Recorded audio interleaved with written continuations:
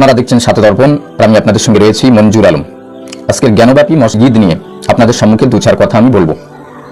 জ্ঞানব্যাপী মসজিদের মধ্যে পূজা অর্চনা করতে পারবে সনাতন ধর্মের মানুষেরা, এইরূপ রায় দিয়েছেন আদালত। এই রায় দেওয়াটা কতটা সঠিক এবং কতটা বেঠিক সেক্ষেত্রে যারা আইন সম্পর্কে বিশেষজ্ঞ তারাই জানবেন, কিন্তু আমার সূক্ষ্ম মত হলো আমি আপনাদের সম্মুখে উপস্থাপন করছি। যেমন বাবরি মসজিদ না মন্দির, এটা একটা সিদ্ধান্ত হয়েছে, সিদ্ধান্ত তয় হয়েছে, সুপ্রিম কোর্ট থেকে সিদ্ধান্ত করে দেওয়া হয়েছে, তো সেই জায়গায় মন্দির হয়েছে, একটা সিদ্ধান্তে এসেছে, তারপর মন্দির হয়েছে। কিন্তু জ্ঞানব্যাপী মসজিদ সম্পর্কে আমি চাই একটা সিদ্ধান্তে আসুক, মূল সিদ্ধান্তে আসুক, জ্ঞানব্যাপী ওটা মসজিদ না মন্দির।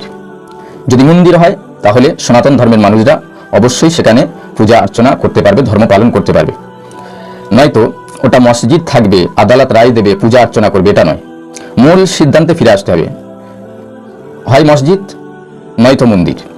যদি মসজিদ হয় তাহলে মুসলমানেরা নামাজ আদায় করবে, সেখানে সাজদা দিবে, আর যদি মন্দির হয় সনাতন ধর্মের মানুষেরা পূজা অর্চনা করবে। সুস্থ থাকুন, ভালো থাকুন, সাথে দর্পণ চ্যানেলের সঙ্গে সদা সর্বদা বন্ধুত্ব রাখুন।